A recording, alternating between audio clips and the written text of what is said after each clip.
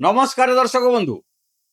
ओडिशा राजनीति आकाश रे ध्रुव तारा भली विजु पट्टनायक ना एबे भी चकमक करुछि। यह एपरी एक ना जहाँ गत 5 दशंधि धरी राज्यर आर्थिक सामाजिक और सांस्कृतिक चेतना को प्रभावित करि आसिछि। मात्र आज बिजु बाबू देहांतर प्राय 3 दशंधि परे तांकर लिगासी बा उत्तराधिकार को नहीं एबे एक बड़ प्रश्नवाची सृष्टि होइछि। केवल कौन बिजु ना को व्यवहार करी शासन गादी रे बसिबा ही बिजु आदर्श ना बिजु बाबू गढ़ी से विशाल बिजु परिवार सम्मिलित स्वर ही प्रकृत लिगासी। यह नहीं एबे ओडिशा राजनीति रे मानस मंथन आरंभ हो जाइछि। तांकर अवर्तमान परे गठित बिजु जनता दल तांकर लिगासी को आगे नेबार दाबी करुथिले मध्य आज प्रश्न उठुची बिजु लिगासी एबे केउठी, एहाकु नै द्वंद्व काहींकी। आजिर पॉलिटिकल भागवत रे आलोचना करिबा बिजु लिगासी रो असल उत्तराधिकारी किए। आपण माने देखुथांतु पूर्व पक्ष। मोर आपण मान को अनुरोध, आम चैनल को लाइक करंतु, सब्सक्राइब करंतु, बंधु मानक सहित अधिक रु अधिक शेयर करंतु, आउ मध्य हमको समर्थन करंतु।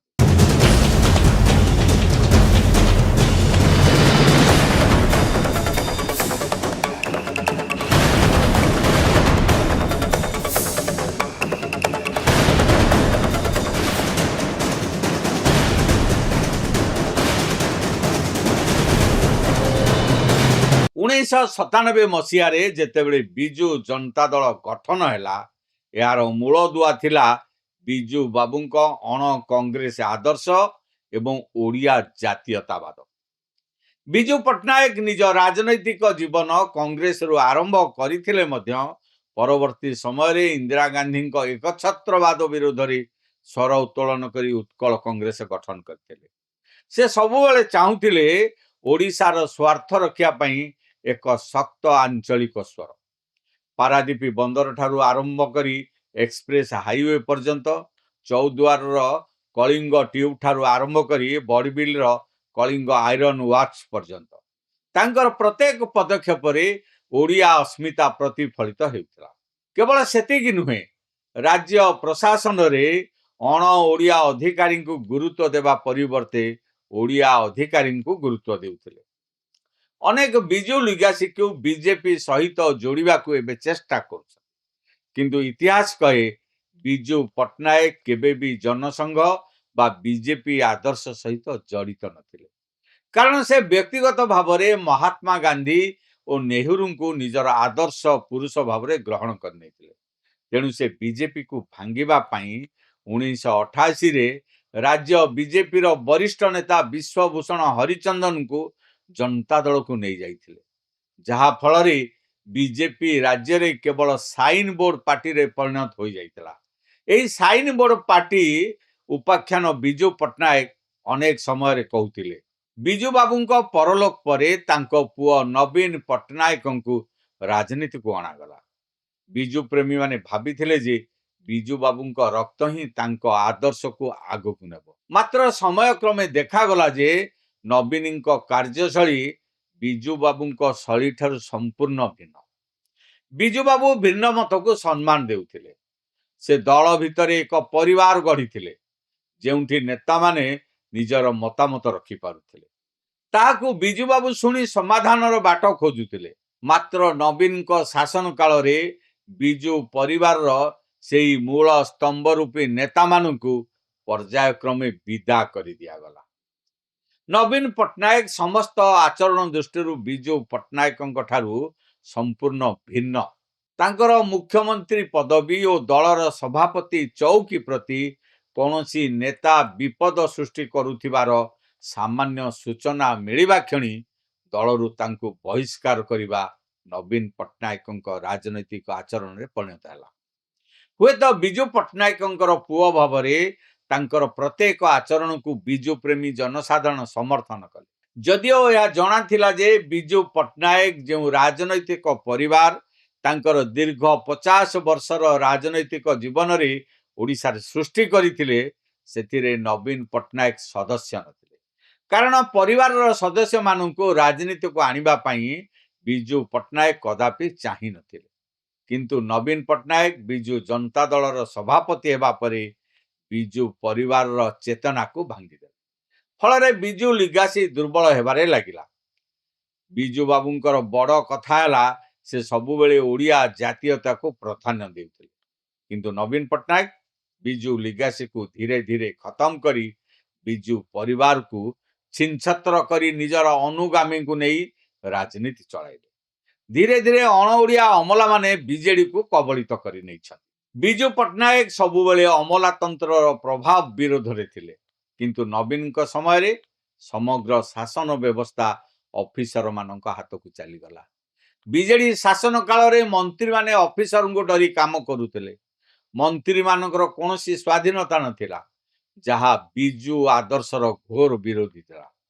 ଓଡ଼ିଶା ରାଜନୀତିର ଇତିହାସରେ 2000 ମସିହାରେ ବିଜୟ ମହାପାତ୍ରଙ୍କ ଟିକେଟ କଟାଯିବା ଘଟଣା ଏକ କଳା ଅଧ୍ୟାୟ ଭାବେ ରହିବ। ଏହା ପରେ ପରେ ଦିଲ୍ଲୀପ ରାୟ, ନଳିନୀକାନ୍ତ ମହାନ୍ତି, ରାମକୃଷ୍ଣ ପଟ୍ଟନାୟକ, ପ୍ୟାରୀମୋହନ ମହାପାତ୍ରଙ୍କ ଭଳି ନେତାଙ୍କୁ ଦଳରୁ ବାହାର କରିବା ପ୍ରମାଣ କଲା ଯେ ନବୀନ ବିଜୁ ଲିଗାସି ଅପେକ୍ଷା ନିଜର ବ୍ୟକ୍ତିଗତ କ୍ଷମତାକୁ ଅଧିକ ଗୁରୁତ୍ୱ ଦେଉଥିଲେ। ଯେଉଁ ନେତାମାନଙ୍କୁ ବିଜୁବାବୁ ନିଜେ ହାତରେ ଗଢ଼ିଥିଲେ ସେମାନଙ୍କୁ ମାଷ୍ଟର ଷ୍ଟ୍ରୋକ୍ ନାମରେ ଦଳରୁ ବହିଷ୍କାର କରାଯିବା ଫଳରେ ବିଜୁ ପରିବାର ଛିନ୍ଛତ୍ର ହୋଇଗଲା। ବିଜୁ ପଟ୍ଟନାୟକ 1990ରେ ପ୍ରବଳ ଜନ ସମର୍ଥନ ବଳରେ ମୁଖ୍ୟମନ୍ତ୍ରୀ ହୋଇଥିଲେ।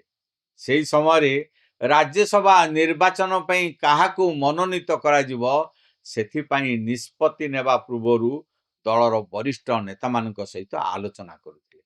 ଏପରିକି ଇଲା ପଣ୍ଡାଙ୍କୁ ଯେତେବେଳେ ରାଜ୍ୟସଭା ପାଇଁ ମନୋନୀତ କରାଗଲା ସେତେବେଳେ ସେ ତାଙ୍କୁ ପରାମର୍ଶ ଦେଲେ ଯେ ଦଳର ପ୍ରମୁଖ ଭାଗରେ ଥିବା ନେତା ଯଥା ବିଜୟ ମହାପାତ୍ର, ଡାକ୍ତର ଦାମୋଦର ରାଉତ, ପ୍ରସନ୍ନ ଆଚାର୍ଯ୍ୟ ପ୍ରମୁଖ 10 ଜଣ ମୁଖ୍ୟ ନେତାମାନଙ୍କୁ ସେ ସାକ୍ଷାତ କରି ସେମାନଙ୍କ ସମର୍ଥନ ଆଣନ୍ତି।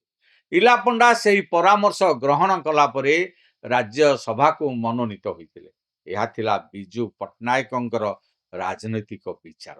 କିନ୍ତୁ ନବୀନ ପଟ୍ଟନାୟକ ସେହି ଧାରାକୁ ସମ୍ପୂର୍ଣ୍ଣ ଭାଙ୍ଗି ଦେଇ ମନମାନି ଭାବରେ ଯେତେବେଳେ ଯାହାକୁ ଚାହିଁଲେ ତାଙ୍କର ଦଳ ପ୍ରତି କୌଣସି ଅବଦାନ ନଥିଲେ ମଧ୍ୟ ରାଜ୍ୟସଭାକୁ ମନୋନୀତ କରିବାରେ ଲାଗିଛନ୍ତି। ସବୁ ନିଯୁକ୍ତିରେ ସେ ଏହି ଢଙ୍ଗ ଏପରି ଚଲାଇଲେ ଯେ ସବୁ ନେତା କେବଳ ସୁପ୍ରିମୋଙ୍କ ଆଶୀର୍ବାଦ ପାଇବା ପାଇଁ ପ୍ରତିଯୋଗିତା କଲେ। ଏହି ପ୍ରକ୍ରିୟା ହିଁ ଅନ୍ତର ଭିତରୁ ଓ ଆଭ୍ୟନ୍ତରୀଣ ଭାବରେ ବିଜୁ ପରିବାରକୁ ବା ବିଜୁ ଲିଗାସିକୁ ଧ୍ୱଂସ କରିଦେଲା। 2024 ନିର୍ବାଚନରେ ବିଜୁ ଜନତା ଦଳର ବିପର୍ଯ୍ୟୟ ଏବଂ ଓଡ଼ିଆ ଅସ୍ମିତା ପ୍ରସଙ୍ଗରେ ବିଜେପିର ବିଜୟ ସ୍ପଷ୍ଟ କରିଛି ଯେ ଓଡ଼ିଶାର ଲୋକମାନେ କେବଳ ସେନାପତିଙ୍କୁ ନୁହେଁ ବରଂ ଓଡ଼ିଆ ଜାତୀୟତାକୁ ଖୋଜୁଛନ୍ତି। ନିକଟରେ ରାଜ୍ୟସଭା ନିର୍ବାଚନରେ ବିଜୁ ଲିଗାସିର ପୁରୁଣା ସାରଥୀ ଦିଲ୍ଲୀପ ରାୟଙ୍କୁ 8 ଜଣ ବିଜେଡି ବିଧାୟକ କ୍ରସ୍ ଭୋଟିଂ କରି ସମର୍ଥନ କରିବା ବିଜୁ ପରିବାର ପୁନର୍ଜୀବିତ ହେବାର ଏକ ସଂକେତ। ଏପ୍ରିଲ 17 ବିଜୁ ବାବୁଙ୍କ ଶ୍ରାଦ୍ଧ ଦିବସରେ ଓଡ଼ିଶା ନାଗରିକ ମଞ୍ଚ ଜରିଆରେ ବିଜୁ ପରିବାରକୁ ଏକଜୁଟ କରିବାର ଯେଉଁ ପ୍ରୟାସ ଆରମ୍ଭ ହୋଇଛି ତାହା ଓଡ଼ିଆ ସ୍ୱାଭିମାନ ପାଇଁ ଅତ୍ୟନ୍ତ ଜରୁରୀ। ବିଜୁ ଲିଗାସିର ଅର୍ଥ କେବଳ ଏକ ରାଜନୈତିକ ଦଳ ନୁହେଁ ବରଂ ଓଡ଼ିଆ ସ୍ୱାଭିମାନ ଓ ସମସ୍ତଙ୍କ ମତାମତକୁ ନେଇ ଗଢ଼ାଯାଇଥିବା ଏକ ବ୍ୟବସ୍ଥା। ଏବେ ସମୟ ଆସିଛି ବିଜୁ ପରିବାରର ବିଚ୍ଛିନ୍ନ ସଦସ୍ୟମାନେ ଏକାଠି ହୋଇ ଓଡ଼ିଶାର ସ୍ୱାର୍ଥ ରକ୍ଷା କରିବା ପାଇଁ କାମ କରିବା ଉଚିତ, ଯାହା ହିଁ ବିଜୁ ବାବୁଙ୍କ ପ୍ରତି ପ୍ରକୃତ ଶ୍ରଦ୍ଧାଞ୍ଜଳି ହେବ। ଦର୍ଶକ ବନ୍ଧୁ, ବିଜୁ ଲିଗାସି ଉପରେ ଆପଣମାନଙ୍କର ମତାମତ କ'ଣ କମେଣ୍ଟ ବକ୍ସରେ ନିଶ୍ଚୟ ଜଣାନ୍ତୁ। ଭିଡ଼ିଓଟି ଭଲ ଲାଗିଥିଲେ ଲାଇକ୍ କରନ୍ତୁ, ବନ୍ଧୁମାନଙ୍କ ସହିତ ଅଧିକରୁ ଅଧିକ ସେୟାର କରନ୍ତୁ। ନ୍ୟୁଜ୍ର ଅଧିକ ଅପଡେଟ୍ ପାଇଁ ଆମ ଚ୍ୟାନେଲ ପୂର୍ବ ପକ୍ଷକୁ ସବସ୍କ୍ରାଇବ୍ କରିବାକୁ ଭୁଲନ୍ତୁ ନାହିଁ। ଏଇଠି ଶେଷ କରୁଛି ଆଜିର ପଲିଟିକାଲ ଭାଗବତ। ଆଜି ପାଇଁ ମୋତେ ବିଦାୟ ଦିଅନ୍ତୁ। ସୁସ୍ଥ ରୁହନ୍ତୁ, ସଚେତନ ରୁହନ୍ତୁ ଏବଂ ଦେଖୁଥାନ୍ତୁ ଆମ ଚ୍ୟାନେଲ ପୂର୍ବ ପକ୍ଷ। ନମସ୍କାର।